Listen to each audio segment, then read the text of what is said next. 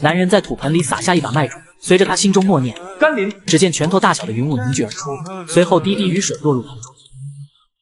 沃土，接着星星点点的奇异之力从双手间没入盆内，他能清晰感受到麦种出现了活力。只因男人穿越过来获得一本名为《青山经》的修炼功法，修炼第一层就获得甘霖和沃土两个能力，吃了经过甘霖和沃土培育出来的粮食便能增加力量。36粒麦种。二傻子，二傻子，我看你是真傻到家了。大雪天的种麦子，你能种出来算是有鬼了。赶紧吃饭，吃完饭赶紧去捡点柴火。虾仁穿越过来并没有继承二傻子的记忆，为了不暴露穿越者的身份，他只能继续装傻。听到没有？就这一碗粥，再不趁热喝，你就去吃雪吧。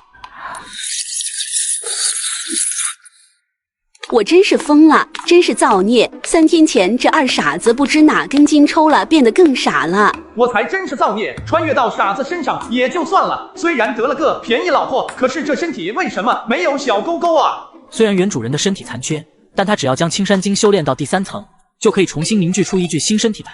到那时脱胎换骨，重塑身体，沟沟必须得有，还得超大。看你这婆娘还敢不敢嚣张？这冰天雪地，到哪去整柴火呀？雪地里，女人正用铲子铲开雪，找可能有野菜的地方。她的双手早已冻得红肿皲裂，已经是第6次铲开雪，没挖到野菜了。她真名苏清潭，乃云天宗宗主之女，因宗门被灭，她辗转逃命，流离失所，流落到小河村。为躲避追杀，她物色了一个二傻子作为暂时的丈夫。要不是我自身灵绝之体无法修炼，不然怎会落得如此田地？要不我还是继续逃吧。可这么冷的天，苏清潭看着周围茫茫白雪，不再多想，捡起小铲子继续找野菜。不管咋说，他还不想死。都3天了，还没点挡饱的东西吃，这3天全靠便宜老婆捡柴火、挖野菜回来，再这样耗下去，自己不垮，便宜老婆都垮了。虽然他是语气冲了点，嘴毒了点，其他方面都还是极好的。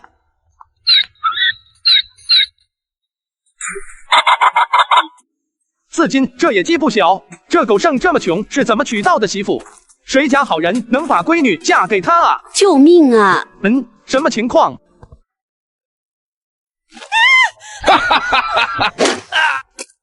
放开他，给我滚！狗剩，你他妈是活腻歪了，敢用斧头砸老子！上，给我收拾他！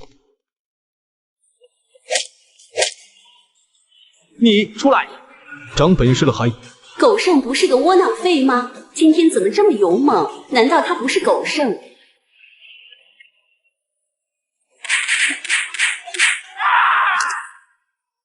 狗剩这身体太虚弱，灵力这么快就耗尽了，得尽快重塑身躯才行。狗剩，你他妈给老子等着！还算温暖的破厨房里，两人坐在小板凳上喝着热汤，汤很烫，但两人似乎都不怕烫一般。你就没什么要问的？3天前他就夺舍了狗剩，但他一直在装疯卖傻的观察我，我真蠢，我怎么没在第一时间就觉察出他的异常？问什么？你不还是狗剩吗？你叫什么名字？杜鹃，逃难来的。半个月前你给了我几口粮，我就跟了你。狗剩，我没那么饿。少废话，我问你饿不饿了吗？给你就吃。在没弄清夺舍狗剩的这人到底什么态度之前，自己只能小心谨慎。傍晚那3个家伙是谁？他们仨是你们河谷村的恶霸，你一直都被他们欺负，他们还和附近一窝山匪关系不错，你今天打了他们，后面他们8成会带人回来寻仇。另外，咱们现在住的这块地是村长家30年前租给你光棍爷爷的。6天前，村长过来找你，问你明年2两银子的租金准备好了吗？那我咋说的？你说准备好了，下个月就给。狗剩这破屋都漏风，今天打了阳光虎那仨，后面这仨肯定会来报复。其次，我修炼的青山经主要能力是种地，后面我扩大种植面积，到时暴露的风险太高。你叫杜鹃是吧？如果说我要搬走，你跟不跟我走？他果然开始试探我了。如果我说我不跟他走，那他10成会杀我灭口。可这么冷的天，我一个人根本活不下去。跟他走，若能熬过这个冬天，明年天气一暖，我就找机会继续逃命。另外，狗剩着身体没有那个啥，他就算想对我那样，也坏不了我的清白。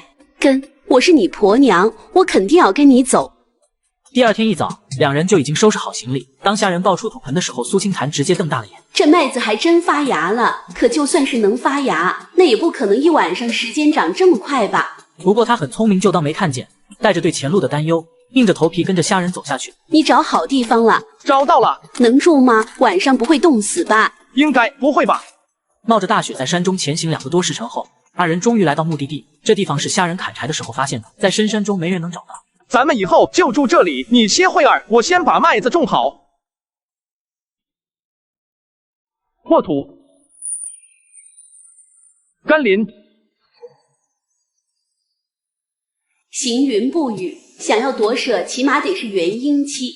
另外，夺舍之后，灵魂之力没有消失，他再弱也得有化神期的实力吧？甘霖，沃土。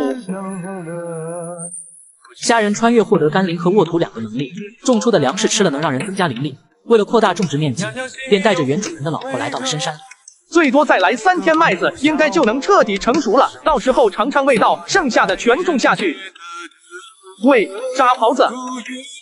听说见了狍子不用追，站原地不动，假装在忙，他自己就会好奇的走过来看你在干啥。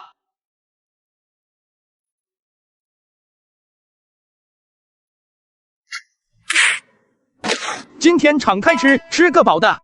就在两人忙活了1天时，河谷村2个男人拿着火把来到了狗剩家。操你妈的狗剩，你他妈不是能打吗？老子今天一把火烧死你！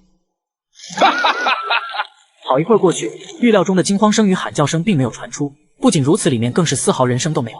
屋子里怎么没有声音？特么的不会跑了吧？快回去告诉大哥，狗剩跑了。此后1周里，虾仁哪也没去，就待在这石台上修炼青山经。终于在第7天，他突破到了第3层。这里是白胡子老爷爷。无灵根可修炼否？我看过书，没灵根修不了仙吧？老夫有个朋友说没灵根不能修炼，但我不服他，我就想拎个凡人试试。你运气不错，我恰巧拎到了你。这青山经是老夫琢磨了3万年之作，老夫本以为不行，结果你竟真修炼入门了。你既踏入青山经第3层，那老夫便守信让你重塑身躯。肾我要4个，另外心脏也要移到右边。老夫我要羽化了，你且好生修炼吧。石台上，苏清潭看着狗剩化为飞灰后，眼里的惊恐几乎要溢出来。而过了1会后，虾仁重塑的身躯开始逐渐显化而出。他不敢出声，只是身体绷紧地站在原地一动不动。这就是夺舍狗剩那人的本体吗？他怎么这么年轻还这么帅？那他以后对我动手动脚咋办？是反抗还是不反抗呢？哎呀，好烦呀！喂，你就一点也不好奇？如果我知道了你的秘密，你会杀我灭口吗？也许会吧。我什么都不知道。狗剩，我叫虾仁，虾仁不眨眼的虾仁。虾仁。半夜时间悄然流逝，而虾仁只不过运行了12个周天，丹田内气旋稍微大了一点点，不过并不明显，几乎是感觉不到。青山经上写的果然没错，我以自身为灵根去修炼，只会修炼的极慢，看来还得吃靠甘霖和沃土培育出来的粮食增强灵力。我需要盐，光吃粮食和肉，不吃盐可不行。另外锯子、绳子、锄头、各类菜种我都需要。盘算着自己需要各种的物资，虾仁决定明天上山打猎，去镇上卖掉换点钱。7天的时间雪化了不少，在山里穿梭了半个时辰，虾仁看到了一连串的巨大脚印。老虎，一头成年老虎，无论是速度、力量、爆发力都是极为恐怖。虾仁立马转身掉头，这片区域他不敢再去探索了。狗剩这家伙到底是怎么在山上活下来的？老虎的领地意识那么强，难道他就没碰到过老虎吗？耗费1个时辰跑到了相对的山腰，一番搜寻，这次他终于看到了野猪的脚印。顺着野猪的脚印不断追踪，虾仁终于在一处灌木丛中看到了一只黑色的。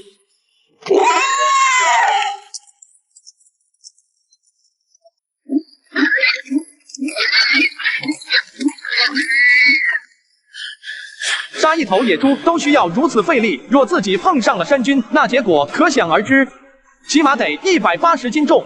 顾不得身上酸痛，虾仁扛起野猪就往镇子赶去。谁呀？卖猪肉的，这只野猪你们收不收？你稍等，我去通报我们老爷。老爷姓钱，是青林镇最大的财主，因为乐善好施，镇上的人都叫他钱大善人。当他看到虾仁扛着野猪走来时，满脸惊讶。咱镇上养的猪，肥肉和五花是80为一斤。少侠能来小老儿府上卖猪，这就是有缘。小老儿按1斤100文收，18两。那就多谢钱老爷了。少侠，高山地远，路上凶险，这刀你拿去防身，少侠一定要收下。在下虾仁，大恩不言谢，以后我必报之。恭喜老爷又结识一位豪杰。是不是豪杰尚不能做下定论，不过此人能正面硬刚野猪后，还能扛着野猪半天赶路100多里，定然不是普通人。老陈，你明日去拜会黑狼寨的周老大，让他去河谷村收年功的时候给我留意留意，如果真见到了虾少侠，万不可收他的年。茄子、辣椒、南瓜、胡萝卜、大白菜、甘霖、沃土。虾仁穿越获得了甘霖和沃土2个能力，种出的粮食吃了可增加灵力。他带着昨天从镇上买来的各类种子，找到一块空地便开始播种。炼气1层的灵力还是太少了，这8米良田对我来说负担还是太重。虾仁重塑身体前修炼的青山经只有基础3篇，前3篇学的是种地，重塑身体后才算正式开始修炼。前几天种的麦子应该也成熟了，果然熟透了。就在虾仁吞下麦粒瞬间，便感受到腹中传来一道道灵气。虾仁赶紧盘膝催动灵气往丹田处汇集。苏星潭见状只感觉有些奇怪，可当他尝了口麦粒之后，眼睛直接瞪大。他好似感觉到了一丝熟悉的力量在自己体内徘徊了一圈后，又溢散了出去。是灵力，这麦粒竟真的有灵力存在。可他才种了几天，这灵力怎么会这么强？这个丰收的时刻，我要拍照纪念下来。咦，你换新手机了呀？旧的呢？换新当天我就放爱回收卖了，他们家全国近2000家门店，下单就有工程师免费上门回收，价格满意现场打钱。我之前用的那个华为还卖了4000多呢，靠谱吗？当然了，爱回收是上市公司，像你平常用不到的手机、平板、笔记本也都可以放爱回收了。杜鹃，你吃这麦粒有没有什么感觉？热热的，但很快就没了。你上哪去？打猎。莫名其妙，这才刚说一句话就没下文了，难道他就没看到我洗过的脸吗？不好看吗？明明很好看的。虾仁重新前往青灵山，他没敢涉足有老虎出没的那一边，来到了之前发现野猪的地方。就在这时，一阵马蹄声从远方急速而来，虾仁抬头看去，正是河谷村的阳光虎与阳光豹。他不想惹麻烦，正准备离开，可阳光虎却已经看见了他。那个谁，给我站住！我都重塑身体了，这阳光虎难道还能认出我？不过我已经踏入了炼气1层，此间四下无人，若把他们仨给杀了，应该没事吧？堂兄，这人是谁？你认识？广志，我不认识这人，但他身上的鳌子我认识。你是谁？你身上鳌子哪来的？既然他们没认出我，那我就暂且放过他们。在下武松，这鳌子是我从山上一死人身上扒下来的。怎么，你认识那死人？死人？狗剩啊狗剩，跑！你跑了不还是个死？两位堂兄，别浪费时间了。若明日傍晚还不能抵达江陵城，我那师尊可就走了。哦，对对对，仙事重要，快走快走。难道这博山青年是个修仙者？你们是仙人？我们不是，但我这堂弟是，我堂弟可是位大仙人。没错，我们堂弟100米之外都能杀人，一手仙法厉害无比。仙人，您能不能让我见识见识您的仙法？其实我对修仙也是极为向往。哼，就你一介凡夫俗子，还敢妄言窥得仙道，真是痴人说梦。广志，你就露一手给他瞧瞧，让这家伙见见世面。那好，那本仙人就让你们开开眼。进来！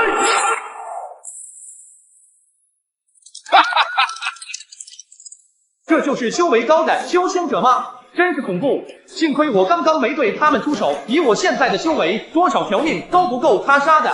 看来要尽快提升修为了。虾仁一边想着怎么更快提升修为，一边寻找猎物，终于在一片草丛中发现一头腿部负伤的灰狼。你是被狼群放弃了吗？与其在这雪天冻死饿死过去，倒不如成全了我。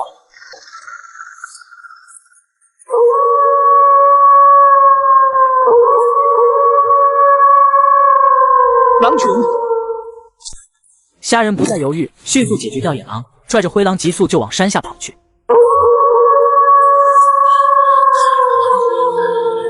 远处狼嚎声越发逼近，不到半刻钟，群狼就从雪地里窜出，对着虾仁紧追不放。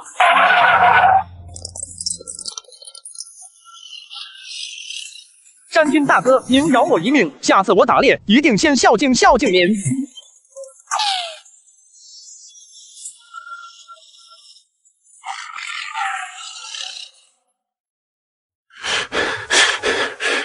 这青灵山太恐怖了，还好那老虎没追上来，我这炼气一层，恐怕连它一爪子都扛不住。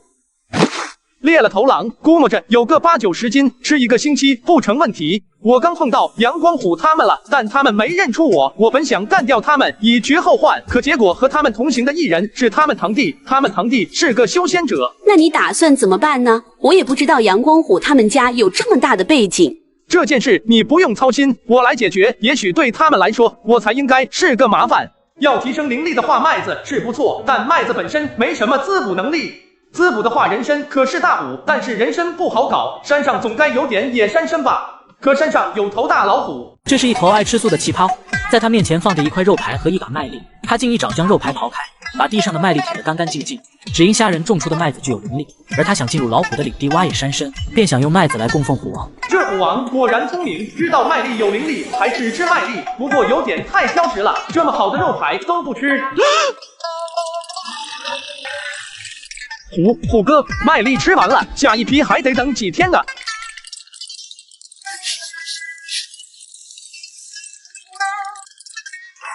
好险！好一会过后，惊魂未定的虾仁才准备下山回家。这虎王恐怕已经开了灵智，若被他修炼得道，那可不得了。那个虎哥，这路小弟就拖走了。3天后麦子成熟，到时候小弟给您搞多点带来。这么大一头鹿，得有100多斤吧？这算啥？不就是一头鹿吗？过2天看我打头老虎回来，烧点热水，待会我把这鹿给剥皮。多亏我机灵去给那具虎上供，以后这青灵山还不是为所欲为。接下来虾仁一直在石台上修炼，终于在第3天突破到了炼气第2层。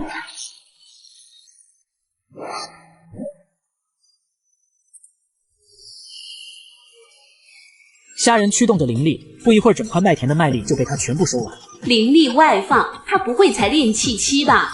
麦子熟了，我得打电话把这个好消息告诉虎哥。哎，你换新手机了？那之前的旧手机怎么处理啊？我放爱回收卖了，下单就有工程师免费上门，价格满意当面回收。我用了很久的那台华为还卖了4000多呢。靠谱吗？那肯定啊，爱回收是上市公司，全国近2000家门店，像平常用不到的手机、平板、笔记本也都可以放爱回收了。那我一会就去看看。虾仁带着麦子再次来到青灵山，最主要目的还是惦记着山上的野山参。虎哥您久等了，这是答应给您的麦粒。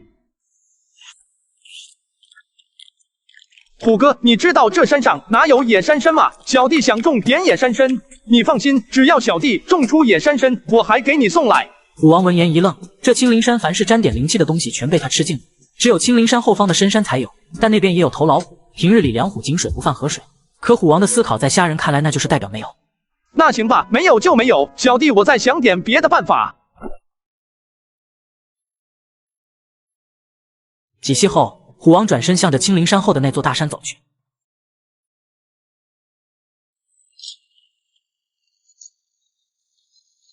山匪，难道是黑狼寨的山匪来收年贡了？虾仁思索一会儿后，决定跟上去瞧瞧。河谷村内，村长带着村民们跪在一群土匪面前，为首的土匪头子一脸愤怒：“小老头，今年的年贡怎么分量不对？是不是被你私吞了？”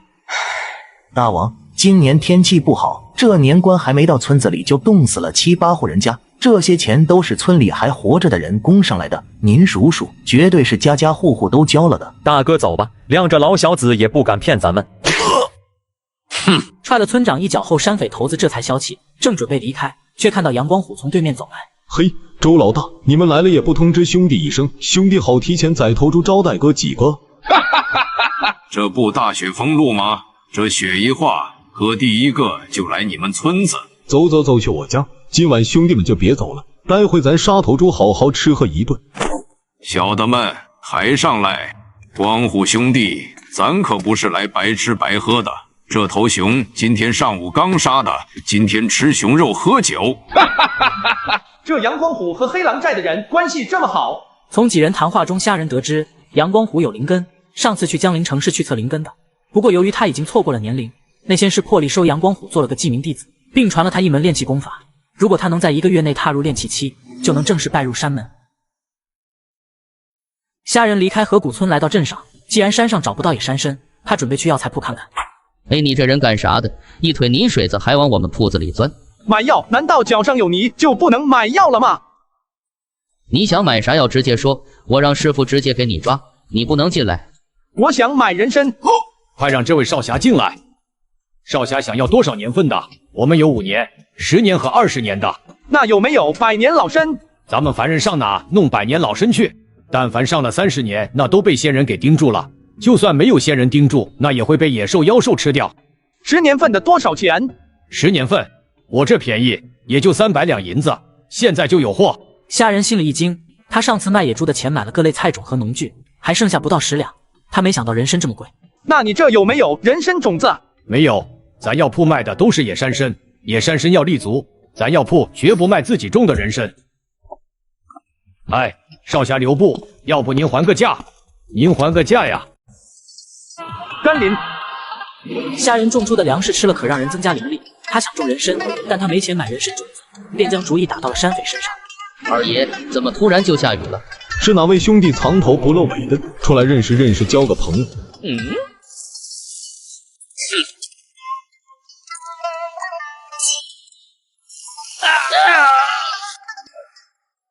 装神弄鬼，地震拳，飞象踩老鼠，好身手。风来，龙卷风摧毁平川塔。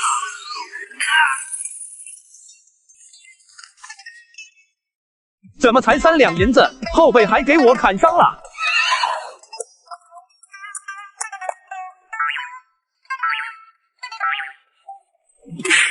老实点，不然宰了你吃肉。回去还有40里地，要走快一些了。虾仁扛着马回到木屋已是半夜，苏清潭一直守在火堆旁，见虾仁回来，心里终于踏实了许多。你上哪去了？打你电话也不接。哎，你又换新手机了？那之前的旧手机怎么处理啊？我放爱回收卖了，下单就有工程师免费上门，价格满意当面回收。我用了很久的那台华为还卖了2000多呢，靠谱吗？那肯定了，爱回收是上市公司，全国近2000家门店，回收手机、平板、笔记本，我推荐爱回收。那我一会就去看看。你受伤了？怎么回事？回来的路上和黑狼寨的山匪打了一架，我没事，只是后背被砍伤了。你看那匹马。什么时候了还马？我给你找点草药去。上哪找草药去？这么晚的天，外面说不定还有山匪，你出去就回不来了。可你的伤？药没有，只有刀。你用这刀把我后背的伤口烫一烫。虾仁在路上早已用灵力止过血，但他目前修为很弱，现在没有药，烧刀烫伤是阻止溃烂发炎的最好方式。你要疼就告诉我。来吧。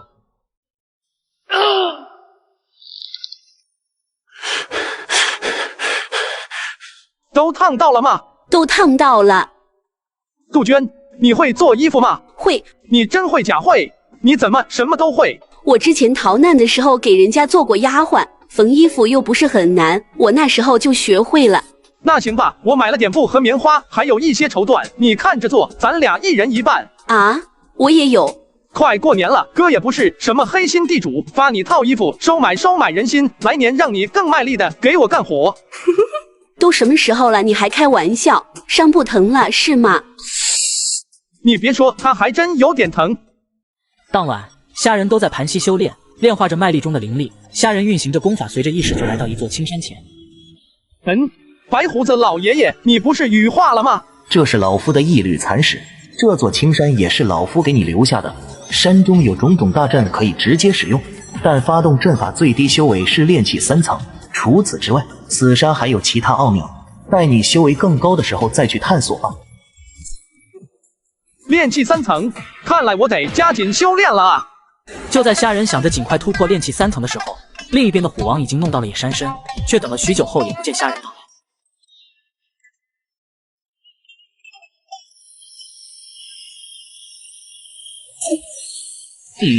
吐纳日月精气，这老虎是成灵兽了啊！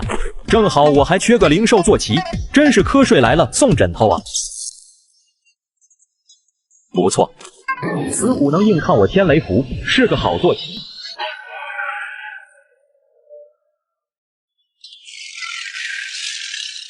可恶，他怎能扛得住我怒焰诀？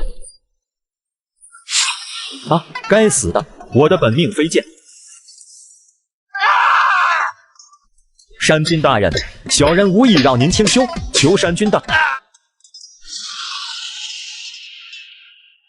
虎哥是碰到麻烦了吗？这是一只爱吃麦子的老虎，竟用一颗百年野山参来交换虾仁的麦粒，只因虾仁种出的粮食具有灵力，吃了能让它增长修为。虎哥多谢了，回头等小弟种出大把野山参，小弟第一个来孝敬您。您再尝尝这南瓜，味道也很不错的。如今野山参到手，以后有了灵参的加持，那修炼速度起码要快10倍不止。咦，这是啥东西？这难道是修仙者的法宝吗？从昨晚那巨响推断，这人实力应该很强，没想到竟被虎哥轻易解决了。虎哥，你知道这怎么打开吗？虎王吃完麦粒南瓜后就懒得理虾仁，他不知道储物袋上的精致早被虎王暴力破开了，里面凡是能吃的丹药、零食全被虎王给吞了，现在里面剩下的东西对虎王来说毫无用处。虎哥可真是高冷。嘿嘿，这玩意就是飞剑嘛，怎么还坑坑洼洼的呢？虾仁看这手里一指长的红色小剑，想了想后，一股灵力注入进去。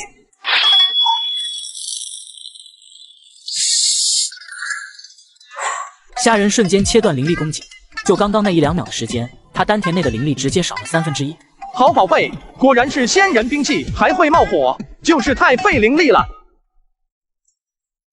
这人挺自恋啊，出门都还随身带着镜子。虾仁捣鼓着储物袋里的宝贝，而此时恶霸阳光虎一大早就带着小弟上山，却走错方向来到了虾仁的菜园子。当他们看到雪地里满地蔬菜瓜果，心中满是震惊。大哥，这小子不简单啊！这么冷的天，他能种出来麦子还有菜，他身上肯定有仙人宝贝。好小子，没想到他还留着这一手，今天就要抢了他的宝贝，赶紧打电话呼叫兄弟们支援。大哥，你看，是狗剩的婆娘。阳光虎看向前方，果然看见苏清潭提着菜篮子往家里跑。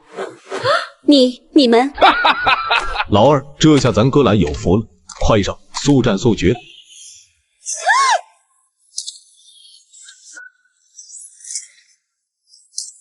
忘了告诉你们，我叫虾仁。虾仁，你要扒他衣服吗？笨啊，你不知道舔包吗？说不定他身上有点银子。舔包，让我也去看看阳光虎身上有没有银子。虾仁，这有本蛮牛劲，好像是武者的功法。杜鹃，你想修仙吗？苏清潭先天绝灵之体，在宗门的时候就试过各种功法，灵丹、灵药全都没有用。修仙需要灵根，我小时候测过，没有灵根修不了仙。那你先修炼这蛮牛劲吧，不怕，等我种出灵参，有了灵参的加持，修炼武道也一样可以无敌。行，那我试试。杜鹃，你去帮我把麦粒端来，今天我一定要突破炼气3层。2个时辰后，虾仁吃着麦粒，感受着腹中传来的道道灵力，他终于突破到了炼气3层。此刻他的丹田之内气旋比之炼气2层大了1倍不止。这就是炼气3层嘛！青山幻境，水月洞天。下一秒，虾仁眼前的世界变了，周围不再是冰天雪地，而是山清水秀的美景。这难道是幻阵？不可能，他一个炼气期怎么可能布置这么大的幻阵出来？心中想着，苏清潭往前走去，他想看看这幻阵到底有多厉害。不对，不是这里，这走远了。苏清潭转身按照记忆里的方位往回走去，可绕了一会后，他发现自己竟然又回到了最开始的地方。他怎么可能布下这么强的幻阵？心中震惊的无以复加。他小时候是见识过大型幻阵的，现在他感觉就像是当年在宗门内第一次进大型幻阵的时候。喂，杜鹃，哥这幻阵强不强？太强了，我按照记忆中的路线都找不到路，如果换成别人，恐怕他们更找不到。哈哈，我种人参去喽。这么安全的地方，开春还是不逃了吧？这个男人好像也不坏。不对，他太坏了，又毒舌，又喜欢凶人，还说我不好看，可恶！哼，等我洗掉身上的灰，我看他还敢说我不好看。青林镇地主钱老爷正急得焦头烂额，他有一批货物要运到隔壁镇去，可路上山匪横行，他现在找不到合适的人帮他护送货物。老爷，徐家那边来催了，您看什么时候咱们给徐家送过去？这批货很贵重，不少人都盯着呢，这次走货恐有风险，你觉得该怎么办？小人愿带队护送，绝不让这批货出现半点差池。你不能去，你是我最倚仗的心腹，你走了谁来保护我？听说虾仁能打赢黑狼寨的陈老三，你觉得让虾仁过来给我押送这趟货行不行？上次虾少侠来卖野猪，小人就看出他身手不凡，小人觉得可以让他帮忙运送这批货物。可是我们和他不熟，他会帮我们吗？总之没条件，那老夫就创造条件。他不找我帮忙，那我就去找他帮忙。这一来二去，大家不就熟了吗？只要熟了，那后面就好办了。如果他以后比老夫本事大，那老夫就可以去依仗他；如果他以后还是不如老夫，那老夫也不亏，起码多条人脉多条路。你说对不对？老爷说的对，老爷说的太对了。老陈，今晚我可就麻烦你了，你今晚怕是不能搂你婆娘睡觉了。老爷您就别取笑我了，小人这就去。甘霖，沃土。虾仁穿越获得甘霖和沃土两个能力，种出的粮食吃了可增加灵力。为了加快修炼速度，他准备种出大片灵参。快点长吧，多吸收肥力，争取早日开花结果。虾仁看着眼前郁郁葱葱的人参，他现在练习3层的灵力培育人参后还剩了很多。我现在全力推动引力术，能拖动4、500斤的东西。我要是站在这上面，那我应该也能御剑飞行吧。随着丹田内的气旋开始急速旋转，释放灵力，在引力术的反作用下，虾仁踩着飞剑缓缓升空。这难道就是御剑飞行吗？虾仁，你快下来，你这样别摔死了。杜鹃，哥现在已经学会了御剑飞行，想不想让哥带你飞一波？苏清潭看着虾仁，他先天绝灵之体无法修炼，对于御剑飞行也是十分向往。那你控制好哦，别真摔下来了。看到没有，这就是仙人之法，御剑术。果然站得高看的就是不一样。你瞧瞧这下面的雪多漂亮！越飘越远，虾仁愈发喜欢这种飞行时的自由之感。突然丹田内一股空虚感袭来，不好，灵力要没了！这玩意怎么这么耗灵力？快回去啊！别催，我这不正。喂，你还不起来？手机压坏了。还好我的新手机没摔坏。你又换新手机了？我发现转转的二手手机好划算，像我这台苹果14才2300，比新机便宜了2000多。转转官方验的手机都经过多轮检验，比一般的二手更靠谱。而且转转不只有手机，平板也只要2000多，买靠谱的二手，我推荐转转。虾仁忽然想起早上已经答应过钱老爷那边要帮他护送一批货物到隔壁镇去。杜鹃，我要帮钱老爷护送一批货物，可能要2天时间，家里的东西你随便吃，有人来了就藏好。你小心点，你的灵力刚耗完，路上可是有山匪的。没事，就几个小毛贼。钱老爷府邸货物已全部装上马车，虾仁也换上了钱老爷为他准备的新棉袄，两个杂役扛着一杆长枪走来，好似极为吃力。有这么重吗？我来试试。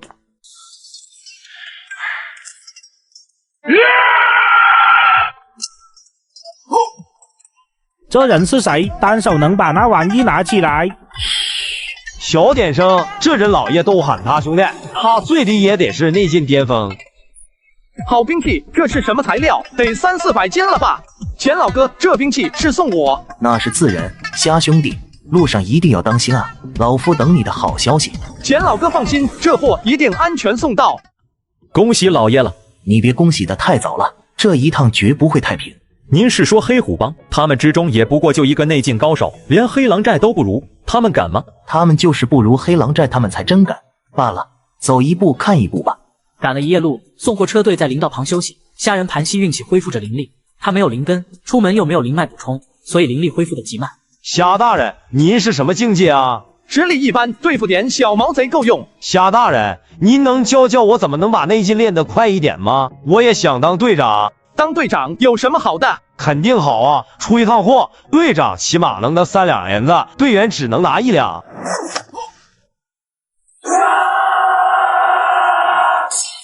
是山匪，快跑！龙卷风摧毁停车场第2段，老奶奶装备窝。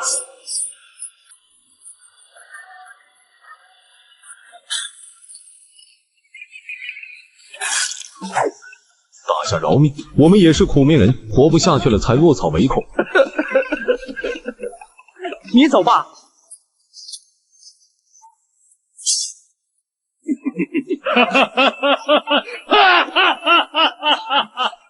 你弄坏了我的新棉袄。不可能，我明明刺中了你心脏。不好，剑上有毒。夏大人，你没事吧？快上马，全速赶往梅山镇。梅山镇，徐老爷看着虾人心脏正中一剑，仍有气息，心中满是震惊。这位少侠是？这是俺们夏大人，他是俺们老爷的朋友，他为了保护货物被山匪偷袭。速请神医为下兄弟治伤。神医徐子明，徐老爷的二儿子，梦想是成为仙人，天天搜罗仙人丹方，幻想着有朝一日能通过手搓丹药来改变自身体质。谁受伤了？哪有人需要治伤？哎呦，儿啊，你能不能别添乱了，回去睡你的觉吧。这么重的伤还没死，高手。爹，这人绝对是个高手。你们几个快把他送进我的药房。胡闹！就你那治死人的医术，你能干什么？他是钱老财的朋友，他要在咱们府上出事，这钱老财绝对会趁机敲咱们一笔。嗨，我当啥呢？不就是银子吗？爹，咱家有钱，赶紧给我抬我药房。为了炼制极品丹药，男人将毒蘑菇全倒进锅炉里，接着又加入2个蛇蛋、3只癞蛤蟆，大火炼制7749个时辰后，极品丹药就炼好。你叫什么虾大人是吧？来吧，虾大人，我这药绝对是神药，包治百伤。少爷，您要不去找个囚犯试药吧？这虾大人是钱老爷的朋友，您别再给他吃死了。死什么死？这是本少练过最顺手的一次丹，本少敢说这次的丹药绝对吃不死人。少爷，您上次也是这样说的，可那死囚愣是上吐下泻了3天才爆体而亡。还有上次，那死囚直接一夜掉完了身上所有的毛发，要不是小人发现的早。闭嘴！要你有什么用？废物一个，滚一边去！来吧，虾大人，吃完药就好了。昏死状态下的虾人皱紧眉头，随后身体开始抽搐起来。而此刻，徐子明已经拿来了纸笔，观察着虾人的反应，迅速写着：患者眉头紧皱，四肢抽搐，不过没有脱发，口吐白沫。此次药物配比为水。活了，他活了！哈哈哈！少爷，我成了。来，你也吃。少爷，您饶了我吧，我能一样吗？少废话，少爷，我岂会害你？几秒后，小林子口吐白沫，倒在地上，四肢抽搐了起来。他药不行了，你给他吃的什么？不对啊，都是一样的配比啊！你都活过来了，咋他不行了？眼见至此，徐子明慌忙掏出炼出来的解毒丹，塞进了小林子嘴里。少爷，不吃了，我再也不吃了。虾大人，他无福消受，来给你吃。您是仙人？目前还不是，不过快了。你不是仙人，你怎么能炼制仙丹？仙丹并非只有仙人能炼，我徐子明虽还是凡人，但我徐子明的炼丹术不逊仙人。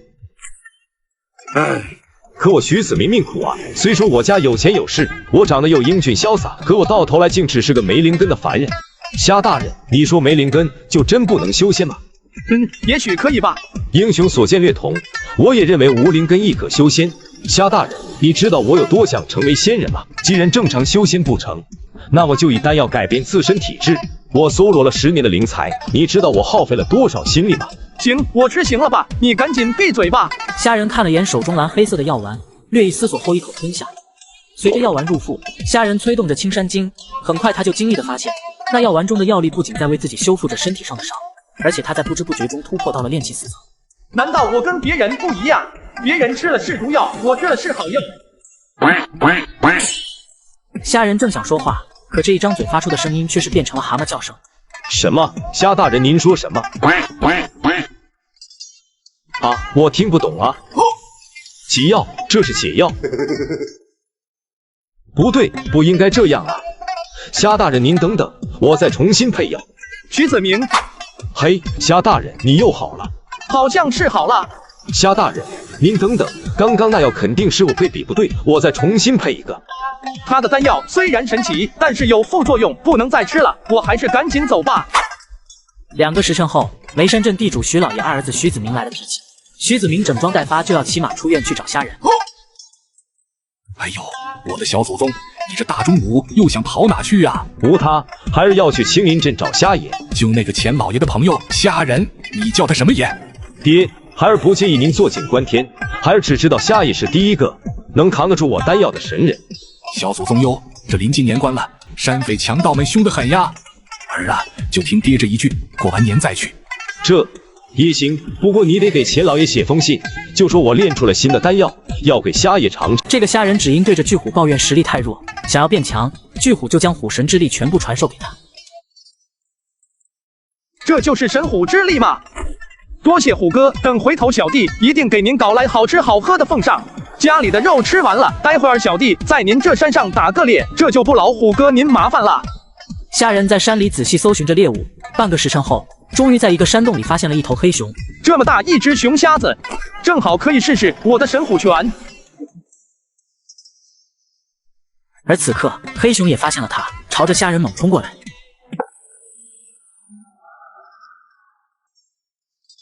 猛，哈哈，不愧是猛虎之力，真是猛！就在虾人得意的时候，半山腰之上，一声呼啸声浩荡而来，貌似虎王很不爽虾人破坏他的领地。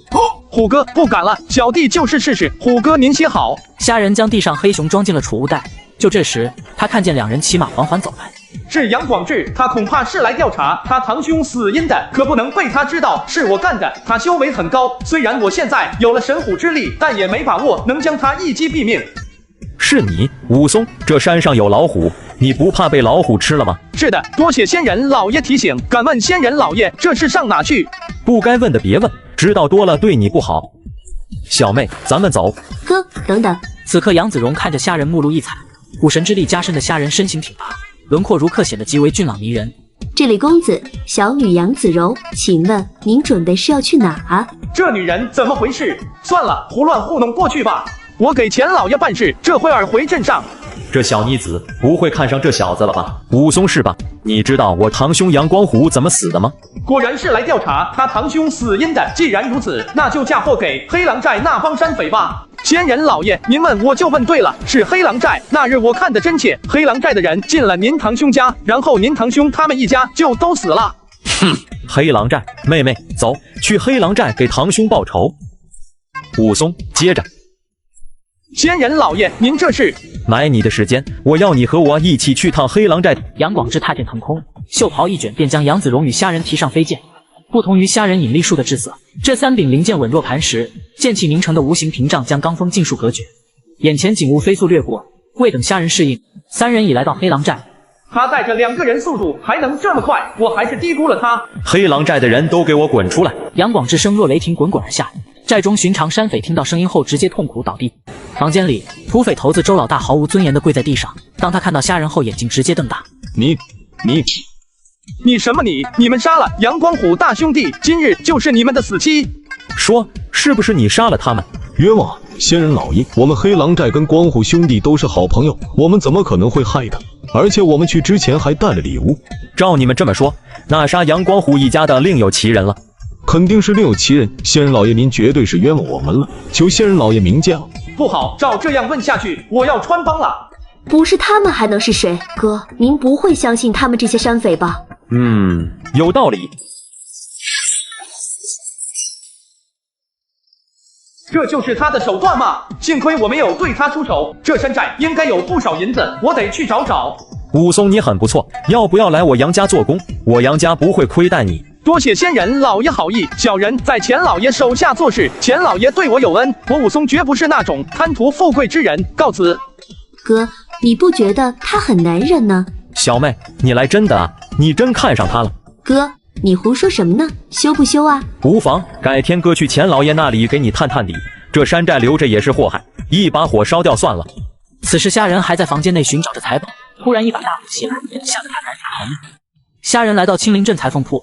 他之前买布料的时候，曾答应过裁缝铺老板给他搞点野味来。张野兄弟，这是刚打的熊瞎子，送你尝尝。虾兄弟，您还来真的？来，里屋喝茶坐坐。虾兄弟，您能使用储物袋？我看您是仙人吧？应该算是吧。怎么，是有什么事吗？这时，裁缝店老板拿出一块玉牌放到桌上。我这有一块玉牌，这玉牌是仙人的东西。你是修仙者，这玉牌你拿去或许有用。这玉牌你哪来的？那是10多年前，我救过一名修仙者，他当时身受重伤，近乎濒死。我给他找来草药，喂他喝水。经过几天的疗养后，他竟然活了下来。他离开之前送我一块玉牌，说是我与他有救命之恩，若日后子孙后代有修仙资质者，可去苍松宗凭玉牌找他。可我儿也是没有灵根，等他长大娶妻生子，再过去几十年，我担心那些人恐怕都会忘记还有这件事。这玉牌，我这辈子可能都是用不到了。你想把这玉牌送我，让我去苍松宗？没错，您收了这玉牌去往苍松宗，无论如何您都会得到些属于仙人的好处。小弟不奢望您能分我们好处，小弟只希望您以后能照拂我家一儿就行。拿一场机缘来换另一场机缘，这张爷也是聪明人。虾仁听完后思考着，苍松宗距此1万多里地，他真要去的话，来回可能需要1个月，1个月时间去换取一场仙人谢礼，这绝对划算。张兄弟，这事我接了，如果真如你所说，日后兄弟我绝对保你家平安。多谢虾兄弟。虾仁意外获得一块仙人玉牌，只要持玉牌去到万里外的苍松宗，就可向仙人兑换一场逆天机缘。虎哥，这苍松宗太远了，我担心这路上不安全。小弟想着虎哥您那么强，能不能带我？虎王盯着虾仁手中的玉牌，略一思索后一道。随后一只白头神雕呼应而来，只见刮来一阵猛烈狂风，虾仁就被卷到了神雕背上。此刻周遭景色连成线般飞速后退，仅1个多时辰，白头神雕带着虾仁落到了一处山明水秀的山头上。这难道就是苍松宗？鹰哥，这可是1万多里路啊，就这一会儿就到了。白头神雕都懒得理虾仁，如果不是看在虎王的面子上，他岂会在一个炼气4层的小子飞行？虾仁掏出张掖给他的仙人玉牌，并往玉牌里注入了一道灵力。来个大机缘吧，最好都是仙丹妙药，让我提升实力。苍松宗掌管丹药的大长老陈浩博看着眼前一堆坏账头疼不已，今晚半夜就要年终盘点了，要是被发现账目对不上，不仅年终奖没了，自己人头都会不保。丢了，这个是过期了，这个是给谁了来着？算了，写个生虫就坏掉了。疯狂捕漏中，陈浩博突然感应到宗门外传来一道灵力。啊，什么动静？好像是我的灵力。随着灵力一路搜查而去，只见宗外山头上有个穿着破棉袄的青年，拿着块玉牌看向宗门这边。小伙子，你是张掖的后人？晚辈虾仁见过仙人，晚辈是他兄弟，这玉牌是他送我的。既然如此，那老夫就了却此恩，许你一个外门弟子做作。多谢仙人，不过晚辈只想在江陵镇修炼，只求仙人赐点仙丹妙药就行。丹药。陈浩博声音提高了2分，他现在听到丹药就头疼。不过就在这时，他心中来了一计。你想要丹药是吧？虾仁见状心底有些失望，以为是丹药过于珍贵，仙人不给。不想不敢，没丹药的话，零食也可以啦。其实丹药也不是不能给你，我不仅能给你丹药，我还能给你别的好东西，比如符箓啊、法剑啊等等等。而此刻，虾仁已心生惧意。仙人，晚辈没那么大的野心，晚辈只想好好的。这小子不会以为我要杀他？哎呀，不着急嘛，来，小夏，咱们坐着聊聊。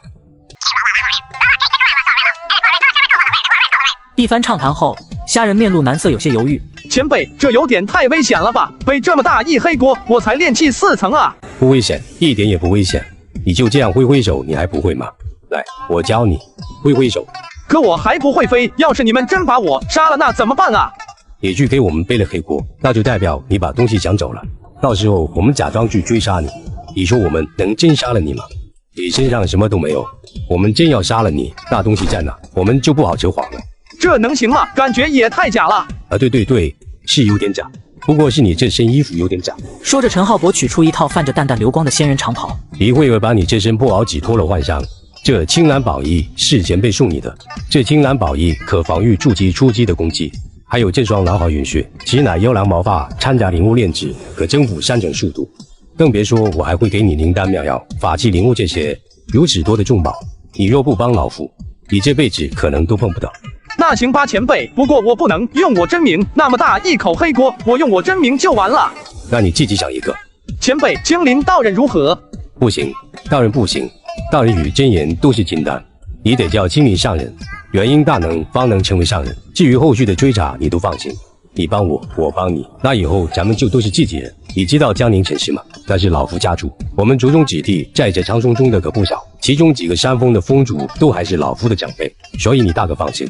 小霞，等以后若老夫再填不上账，到时候你再来演一次，放心，不会亏待你。好像也可以呀，前辈，那就都拜托了。互相帮忙，互相帮忙。咱们仙人也是人，是人都得讲点情分。说完，陈浩博手中出现一道玉牌，嘴唇微动，随后玉牌发起淡淡金光。此乃传讯玉牌，老夫刚刚通知了一些族中前辈。很快，3道流光直接从天而降，他们是苍松宗的峰主，均是元婴大能。浩博，你找的这人确定能行？山爷放心，都已交代妥当，一会我们再演练一次，可保万无一失。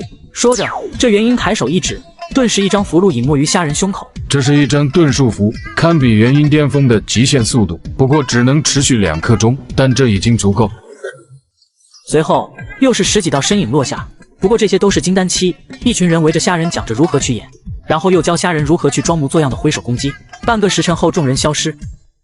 陈浩博偷偷把虾人带入宗内房间中，随后拿出一枚储物戒递给虾人，东西绝对不少，足够你吃到金丹境。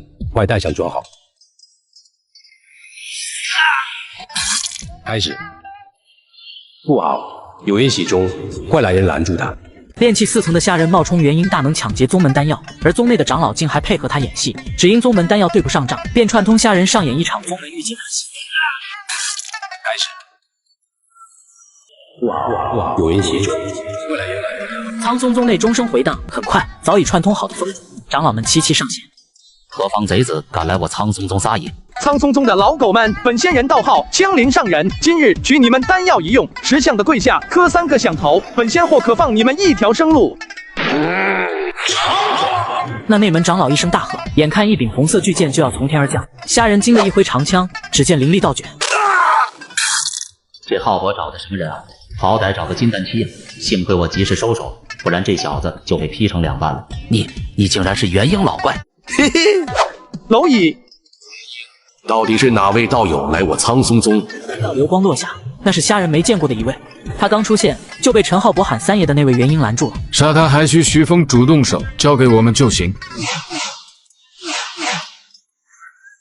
看我！小子，别傻愣着！蝼蚁都给我滚开！此刻赶来的各大峰主长老们看到这一幕，心中满是震惊。这青林上人怎会这么强？难道他是齐天大圣转世？这你就不知道了吧？他有潮汐守望者悟空皮肤加持，潮汐守望者5月1号悟空返场皮肤，参与活动还可领取神器。潮汐守望者，这是什么？这是一款欧美 CG 魔幻塔防策略手游，在欧美多国 RPG 游戏畅销榜单，风靡海外。高清 CG 画面，每个5星英雄都有专属出场特效，快来和大圣一起斩妖除魔吧！青林上人好手段，老夫来会会你。此刻的虾人已经完全入戏，很享受这种抬手就能击败元婴的感觉。呵呵，你们这些元婴是嗑药嗑出来的吧？灵力虚浮的像肾虚，连我一招都接不住，不如跪下来舔我脚底板，赏你当个看门狗。面对虾人的挑衅，徐峰主顿时愤怒无比。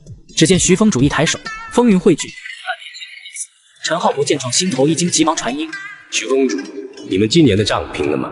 这青林上人是我们请来的，你要不想被宗主问责，那就好好配合。传音一出，徐峰主终于明白了他们的把戏，为了抹平坏账，他终于还是忍住了。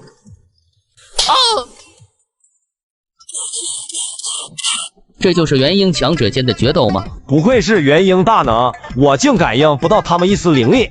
呵呵，一群蝼蚁，让你们的化神出来跟我打！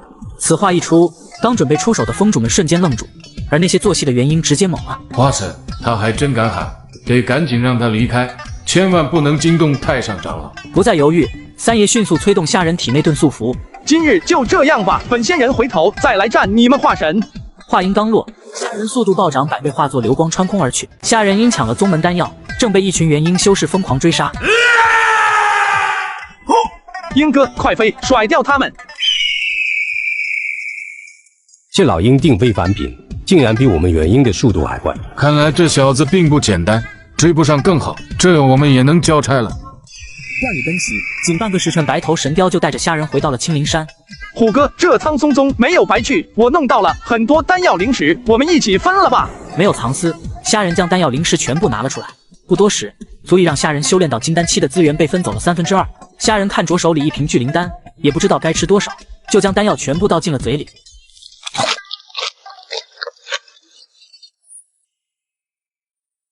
呵呵，不错不错，一下就给我干到炼气5层了。多谢虎哥鹰哥。对了，鹰哥，小弟种的粮食里面有灵力，不比这丹药灵石差的，您住哪？以后小弟每天早上也给您上点供。虾人刚说完，虎王却低吼一声，白头神雕似乎很无语，随后这虎哥还有点护食呢。虎哥，那小弟先走了，明早我再送灵石过来。小木屋，苏清潭正熬煮着小麦粥，当他看见虾人回来，悬着的心这才悄然放下。虾仁，这几天你跑哪去了？大过年的，家里的肉都吃完了，还不快去打猎？我去了苍松宗。看，这是我在苍松宗和元婴老怪打架的照片，帅吧？你还换新相机了？旧的呢？卖了呀！我发现转转最近配合国补发放了大额回收补贴，我那台索尼相机叫转转上门回收，还卖了3800多。他家现在回收品类很多，像相机、无人机这种摄影器材、投影仪和音箱之类的影音电器，转转都能回收。总之二手回收我推荐转转。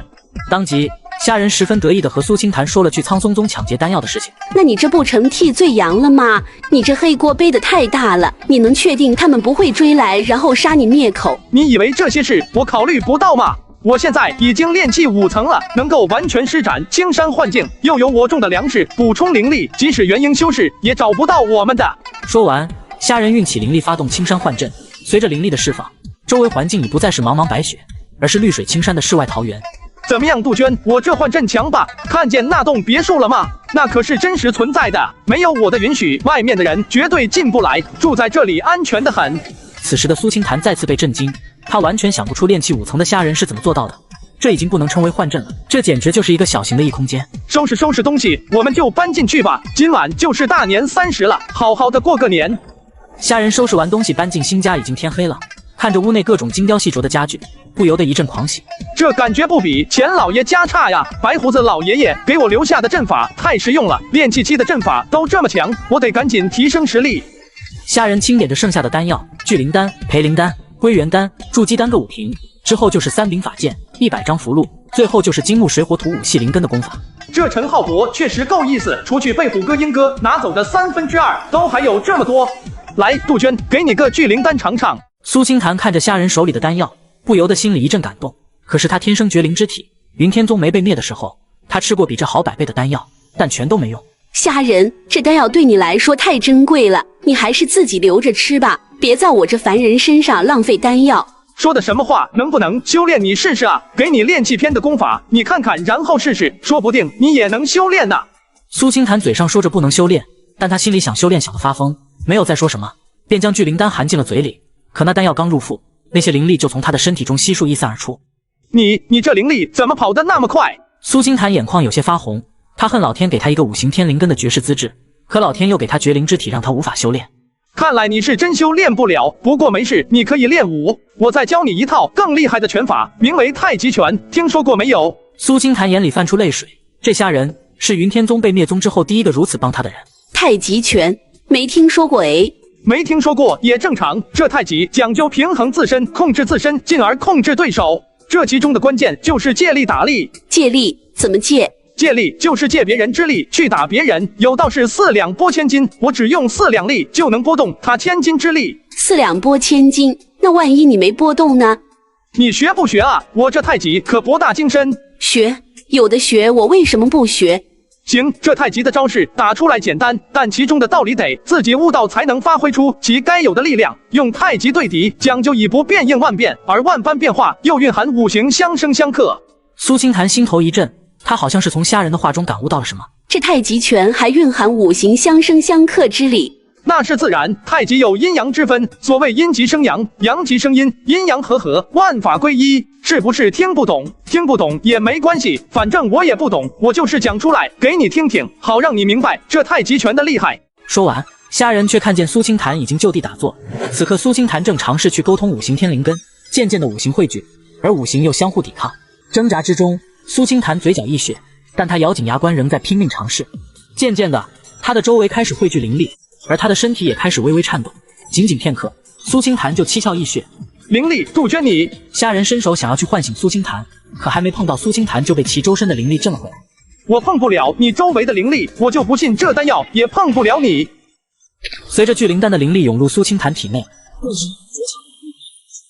此刻他的体内5行天灵根全然消失，取而代之的是一个太极阴阳图盘踞在其丹田处。杜鹃，你又活了！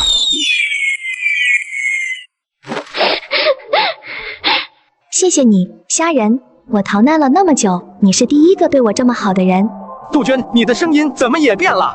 我跟你说实话吧。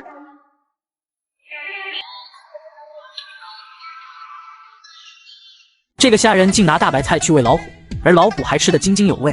只因虾仁种出的白菜蕴藏灵力，吃了能让他增强修为。虎哥，今天是新年第一天，您多吃点。还有这灵参数量不是很多，您先尝尝味道。鹰哥新年好啊，正好一起来尝尝小弟种的灵参吧。虎王和神雕吃着零食，虾仁照样是巴巴的说个不停。虎哥，小弟现在种的东西多了，有些花开了，但不结果。小弟想着可能是没有蝴蝶或者是蜜蜂的缘故。虎哥，这大冬天的您知不知道哪有蜜蜂？虎王略一思索，随后抬头看了看山的前方。虾仁见状一喜，多谢虎哥，一会儿小弟还要去镇上，等从镇上回来，小弟一定去看看。虾仁今天带来的零食很丰富，一虎一鹰大快朵颐，转眼消灭大半。可当虎王吃到苦瓜时，苦涩感瞬间炸开，鹿爪一挥将剩下的苦瓜全部拍扁。对不起，虎哥，小弟不知道您不爱吃苦瓜，小弟这就带走。虾仁提着被虎王拍扁的苦瓜走到山脚，却看见一只巨大的灰狼拦住了去路。想干啥？现在我可是虎哥罩着的，你最好给我老实点。此刻狼王却坐了下来，而他的眼光正直勾勾地盯着虾仁的菜篮子。呵呵，你这家伙也想吃？给你吃也不是不行，不过我有什么好处？我给虎哥上供，虎哥不仅罩着我，还给我猛虎之力。你有啥让我上供的？狼王一声长啸，不远处的草丛后，大片的灰狼钻了出来。来，大灰狼，我们来拍个照。你手机拍照真好啊，哪买的？肯定很贵吧？不贵，这是我在转转买的。我发现转转的二手手机好划算，像我这台苹果14才2300，比新机便宜了2000多。转转官方验的手机都经过多轮检验，比一般的二手更靠谱。而且转转不只有手机 ，OLED 版 Switch 也只要1100多。买靠谱的二手，我推荐转转。那行，以后我就给你带一份，不过只能在山脚，不然虎哥见了你也不想死吧？狼王点点头，他完全听得懂虾仁的话。哈哈，感觉以后我都不用亲自上山打猎了。而虎王在吃完虾仁送来的零食后，来到了一个幽静的山谷中。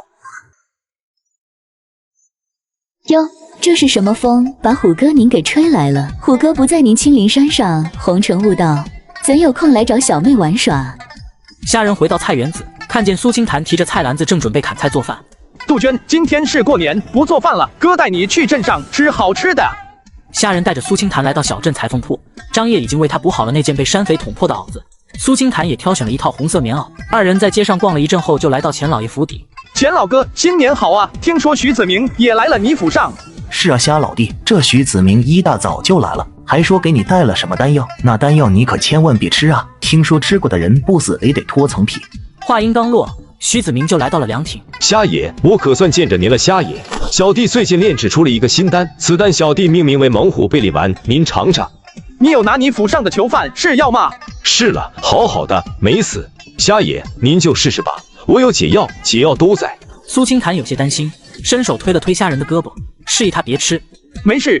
随着徐子明的猛虎贝利丸被虾仁吃下，几息后，一股不弱于龟灵丹的灵力从体内爆发而出，貌似力量真的变大了。此时徐子明早已拿出纸笔，记录着虾仁的反应。没昏迷，没吐白沫，没有蛤蟆叫，没异常，成了，少爷我成了。老叔成功了，我终于成功了。大侄子，恭喜恭喜！就在这时，虾仁发现了不对劲，只见其双手长出虎毛，随后在苏清潭震惊的眼神中，脸上也是长出了长毛。虾仁，快吃解药！随着解药吞下，丹药失去了药力，虾仁身上长毛也逐渐褪去。失败了，又失败了，不应该这样的。其实也不是完全没用，起码在那半刻钟里，我感觉力量翻倍，这已经很不错了。你炼制的药肯定有某些地方不对，你回头想着改进改进吧。对，一定是哪里出了问题。虾爷，小弟告辞，下次再来，小弟一定拿出没有副作用的仙丹。虾老弟，这徐子明的丹药真有效果。这徐子明确实是个人才，他虽说只是一个凡人，但他的丹药比一般的灵丹效果要强上不少。可是他的药有副作用，你也不怕吃了变成怪物？他的药是有副作用没错，但他的药确实是救了我的命。我现在对炼丹术并不了解多少，所以我也看不出到底是哪出了问题。虾老弟，这位莫非是弟妹？是的，钱老哥，她叫杜鹃。杜鹃见过钱大善人，多谢钱大善人10月前的米粥接济，当时小女才逃难到这青林镇，若没有钱大善人您的不周施善，小女当时可能就已经饿死街头。这就是缘分呐！老夫一直相信善有善报，恶有恶报，看来这么多年的积德行善算是没白。这是一只奇怪的蜜蜂，它长着老虎的头，蜜蜂的身体，只因为它拥有虎王和丰厚的血脉，而它现在的任务是去帮虾人酿造蜂蜜。虎头蜂，多谢虎哥，不愧是您啊！这蜜蜂真大，都要有拳头那么大了。这时，又有一群小了几倍的蜜蜂飞了过来，它们最后趴在了虾人的背上。这些应该是工蜂、雄蜂之类的。虎哥，您想的真周到，多谢了，回头弄了蜂蜜给您尝尝。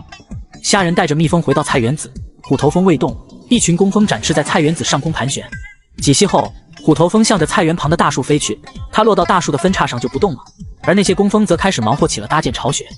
如今连蜂后都有了，接下来冲击炼气6层。此后2天里，虾人和苏清潭一起修炼，在灵丹和灵石的加持下，虾人突破到了炼气6层。虾人，你这么快就突破炼气6层了？区炼气6层而已，弹指可破。你现在炼气6层，等你突破到炼气7层，就可以去开采地脉含晶了。地脉含晶，那是什么玩意儿？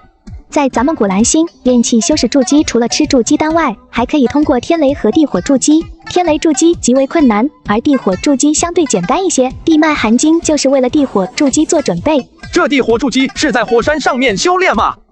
当然不是，地火筑基既是地火淬体，那肯定要跳进岩浆里了。跳岩浆里？我得上网查一下这岩浆温度有多高。哎，这信号怎么这么差？破手机怎么又卡了？换个新的吧，我最近换了新手机，旧的华为叫爱回收，当面回收了2000多。靠谱吗？那肯定啦，上市公司，全国近2000家门店，要回收闲置数码产品，我推荐爱回收。那我等会也看看。算了，我还是老老实实普通筑基吧。跳岩浆，你知道岩浆有多恐怖吗？所以要用到地脉含晶护体啊，没有地脉含晶护体，筑基期修士都不敢跳岩浆里。你要想清楚哦，地火筑基成功后，修士的实力会大幅度提升。苏清潭说完，却发现虾人正专注地查看着地图。杜鹃，这地图是整个江陵境内的地图，可这上面为什么没有标注地脉含晶开采的地方呢？这只是普通地图，地脉含晶只有仙家地图才有标注，而仙家地图只有江陵城的仙人方式才有卖。这里距江陵城起码最快也得5、6天时间，我去问问虎哥看能不能让鹰哥带我过去。虎哥，小弟打算这几天去趟江陵城，可能得花个5、6天，您看鹰哥有没有空？虎王低头吃着灵参，也没有喊白头神雕的意思，只是去江陵城而已，又不是去什么危险的地方，完全不需要白头神雕出动。那好吧，虎哥，小弟就先走了。虾人提着菜篮子，很快又来到山脚。大灰狼，我们人类有句话叫养狼千日，用狼一时。现在我要去趟江陵城，你让我骑会儿？狼王一愣，他没有明白虾人的意思。我们人类还有句话叫识时务者为好狼，你总不能光吃我的，不给我干活吧？狼王低头似乎在思考，几息后，狼王低吼一声，一只灰狼小弟走了过来。大灰狼，你这灰狼小弟可驮不动我呀！大灰狼，来给你闻闻味，知道我给虎哥装的是什么吗？灵参，10年份的灵参，想不想吃？狼王立马来了兴趣，随后又是低吼一声，顿时那灰狼小弟掉头离去。带着小弟离去后，狼王这才不情愿地趴了下来。哈哈，别这么不情愿嘛！你看看我这虎神臂，这可是虎哥送我的猛虎之力，我给你吃这么好的零食，你送我啥了？我们人类还有句话，老话叫礼尚往来，我帮你，你帮我，这样以后我们就是朋友了。狼王感觉虾人有些烦，当即背着虾人狂奔而去。不多时，狼王背着虾人就来到了菜园子。苏清潭看着虾人骑着头大灰狼，感觉有些奇怪。这么大一头狼，虾人，这是你收服的灵宠吗？不是，他是狼王，手底下有很多头狼的，我们就骑他去江陵城吧。狼王，苏清潭有些微惊，他只知虾人每天都要上山，但不知道虾人每天上山是干啥。此刻狼王盯着虾人的菜园子，看到那么多零食，他眼睛直接亮了。不理会两人，狼王直接往地里跑去。站住！你敢抢我零食，我告诉虎哥！田地里，10几只筑基工蜂飞起，盯着狼王。看着那10几只筑基工蜂，狼王心有所感的扭头看向远处大树。现在的大树上，那是一个巨大的蜂巢。此刻蜂巢中传出一股无形波动，狼王心中一惊，随后下意识地低下了骄傲的狼头。还敢抢我的零食！告诉你，这里有虎哥的一半，你敢碰一点，你就等着虎哥拍死你吧！狼王心中无语，这完全不需要虎王来震慑他，就那蜂巢里的那只虎头蜂就够他喝一壶了。好了，这2根灵参都断了，那就给你尝尝吧。走吧，杜鹃，我们这就出发去江陵城。狼王的速度极快，载着两人一路飞奔。起码需要5、6天的路程。不到1天时间，他们就到了江陵城。大灰狼，你去那边的林子里面等着，记住，千万别出林子，你这样会吓到人。走，杜鹃，我们去逛逛这江陵城。二人在城中逛了一会儿后，就来到了仙人方市。街道两旁地摊众多，各种稀奇古怪的东西数不胜数。这就是仙人方市吗？虾仁，这些摊主都是修仙者，他们没有好惹的。待会儿咱们得客气点，免得惹火烧身。不多时，苏金坛带着虾仁停在一处小摊前，这小摊前就摆着一张皮纸，只见其中一小块区域是清晰的，而其他位置皆是笼罩着浓浓迷雾。这位道友，这地图怎么卖？ 1000下品灵石，不还价。还行，地图都很值钱。